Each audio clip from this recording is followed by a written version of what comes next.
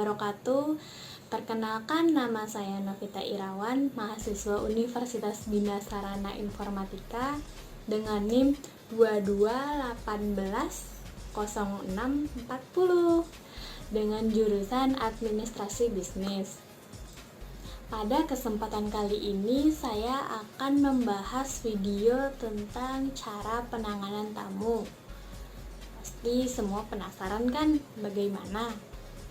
Tapi sebelum masuk ke tata caranya, saya akan menjelaskan sedikit mengenai penanganan tamu. Setiap perusahaan pasti selalu berhubungan dengan para tamunya, baik itu pelanggan, mitra bisnis, pemerintah, pemasok, masyarakat sekitar, dan lain-lainnya. Penanganan tamu merupakan salah satu tugas yang harus dilaksanakan oleh sekretaris di samping tugasnya yang berhubungan dengan surat menyurat ya. Namun ada kalanya pemahaman ini tidak hanya dipahami saja oleh sekretaris atau resepsionis. Tentunya semua perusahaan dan semua pegawai yang ada di perusahaan tersebut harus memahaminya, karena tidak menutup kemungkinan pada suatu saat semua pegawai tentu bisa saja berkomunikasi dengan para tamunya. Tamu yang berkunjung ke perusahaan harus dilakukan dengan sebaik-baiknya. Kenapa? Karena menerima dan melayani tamu merupakan salah satu hal yang dilakukan oleh suatu perusahaan guna untuk menjalin kerjasama yang baik dengan para tamunya. Jadi apabila ada tamu yang datang harus disambut, harus ditangani dengan baik ya. Oke, langsung saja saya akan memberitahu kepada kalian semua cara penanganan tamu itu seperti apa. Pertama, tamu datang. Nah, ketika tamu datang, kita haruslah memberikan salam atau menyapa tamu tersebut dengan ramah serta sopan dan menanyakan keperluan tamu tersebut itu apa. Selanjutnya, mintalah tamu yang datang untuk mengisi buku daftar tamu yang mewakili perusahaan atau buku tamu. Nah, ketika tamu telah mengisi buku tamunya, mintalah identitas tamu tersebut seperti KTP atau identitas lainnya guna untuk ditukarkan dengan kartu visitor. Kenapa sih harus pakai kartu visitor? Jadi kartu visitor itu gunanya untuk menandakan bahwa tamu tersebut sedang berada di perusahaan Anda. Nah, setelah tamu diberi kartu visitor, barulah si resepsionis tersebut menelpon atau menghubungi sekretaris karena si tamu tersebut ingin berkunjung atau bertemu dengan pimpinan Anda. Nah, barulah kalian menelpon sekretaris dan tanyakan kepada mereka apakah pimpinan sedang berada di tempat atau tidak. Dan tanyakan juga apakah beliau bersedia untuk bertemu dengan tamu atau tidak. Sebelumnya, kalau si tamu tersebut ingin bertemu sekretaris, biasanya resepsionis akan mengarahkannya terlebih dahulu.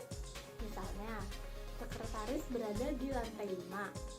Jadi, bagian resepsionis biasanya mengatakan, nanti ibu naik saja ke lift ke lantai 5 menggunakan lift yang berada di sebelah kiri. Nanti jika ibu telah sampai di depan lift, sudah ada sekretaris yang menunggu di sana. Nah, barulah dari sana ibu akan diberikan pengarahan yang lebih oleh sekretaris untuk bertemu dengan pimpinan. Nah, jadi mau nggak mau tamu tersebut pasti bertemu dulu dengan sekretaris, baru bisa bertemu dengan pimpinan. Setelah itu sekretaris akan mengkonfirmasinya terlebih dahulu keperluan tamu itu apa, untuk apa, dan dari mana dan siapanya gitu. Lanjut, si sekretaris ini akan mengkonfirmasinya terlebih dahulu ke pimpinan mereka, mengatakan bahwa permisi Pak, ada tamu yang ingin bertemu, apakah Bapak bersedia atau tidak, tanyakan terlebih dahulu seperti itu ya. Nah, dari situ barulah si tamu tersebut bisa bertemu dengan pimpinan. Di sini ada dua pilihan nih, apakah pimpinan bersedia atau tidak. Nah, jika pimpinan kalian bersedia, barulah minta si tamu tersebut untuk diarahkan ke ruangan pimpinan.